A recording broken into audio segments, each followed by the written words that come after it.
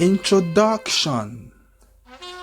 Due to the increasing interest in Egyptian science, the achievements of the Nile Valley civilization of Africa have been brought into focus.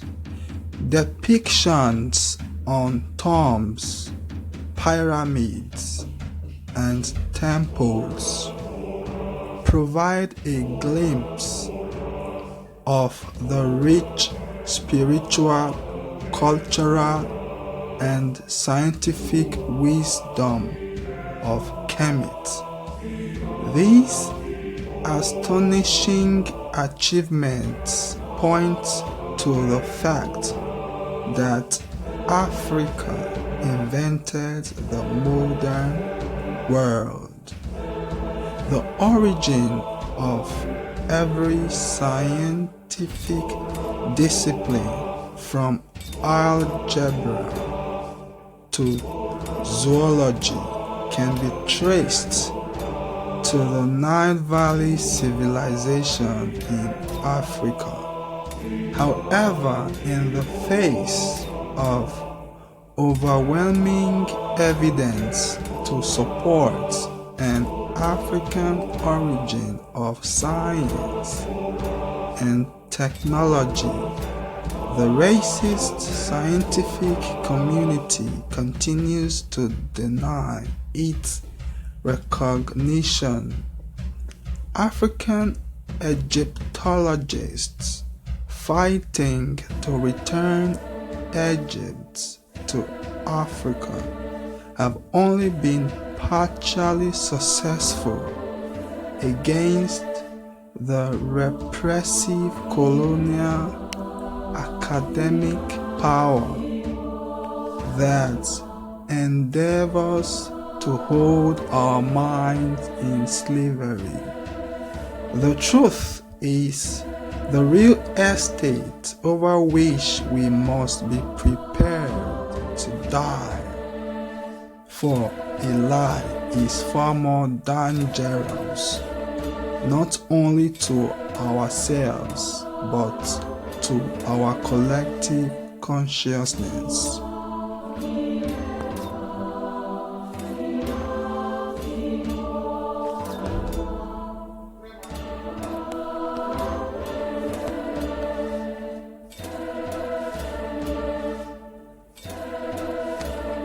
Now the war has taken a new turn on a different front, that of electronics. The most powerful tool of modern technology is electronics, and its origin has, like most things, been attributed to the European minds of the early 18th century, with damaging consequences for our youth. The discovery of electronics has been claimed as the sole domain of Europeans, without a single mention of any prior knowledge in Africa. The European concept of discovery should be examined in the light of its political consequences on others, for a pattern exists which invariably results in domination and exploitation. The pattern eradicates the truth and replaces it with lies designed to promote white supremacy. This is the prime directive to maintain control over all other civilizations by academic interference and distortion of traditional religious beliefs. The discovery of the New World by Christopher Columbus is an example of this concept in action. Its awful brutality is fully documented, and the results are evident on the native population even today. 5 centuries later, discovery has nothing to do with original use. It is a means by which a claim can be pursued and adjudicated by colonial powers.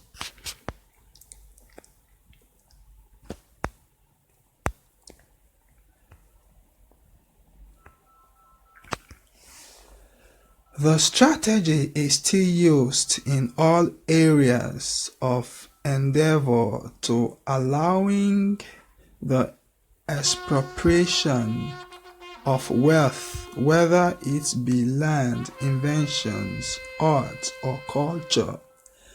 Evidence is mounting which proves that the so-called discoverers of electronics like Volta, Hertz, and Benjamin Franklin were merely Columbus of the electronic frontier.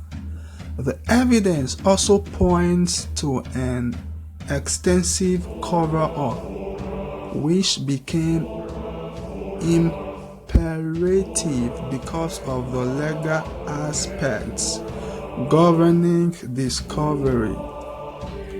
They are today known as patent laws. Subsequent knowledge of an invention could preclude any financial gains, rendering them useless to the new profiteer. The cover-up and denial of prior electronic use in Africa allowed many inventions to be patented, creating massive profit for the inventors and this new industry. One lie begets another, and academia's role is to perpetuate these lies for future generations. However, to quote Professor Leonard Jeffries, the truth is our most powerful weapon. The parallel between the sudden rise in electronic inventions and European Egyptological excavations, grave robbery, has been suspiciously ignored. It is no coincidence that the most important discovery in electronics, the pi or battery, and Napoleon's scientific expedition to Egypt occurred almost simultaneously.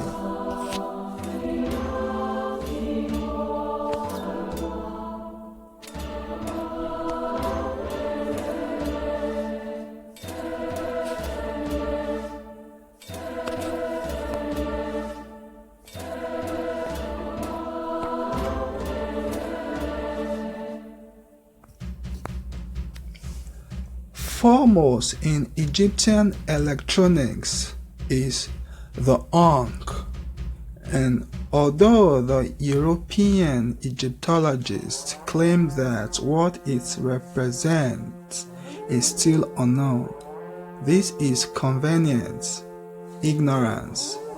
The implication of ANKH science is enormous and can only be fully understood through the spiritual awareness of the African. which allowed him to appreciate and develop the technical sophistication with regard to its importance. I say Africans because the ankh is a symbol of our unique spiritual heritage.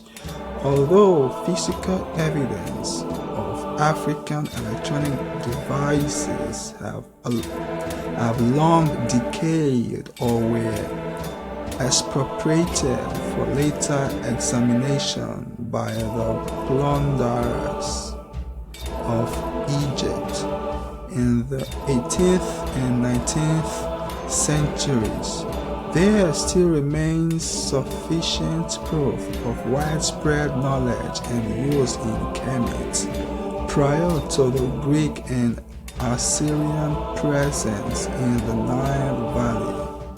This book will be of special interest to those of us who have been educated in traditional electronics and science courses and felt disenfranchised as white inventors were lauded for their contributions to a science our ancestors originated.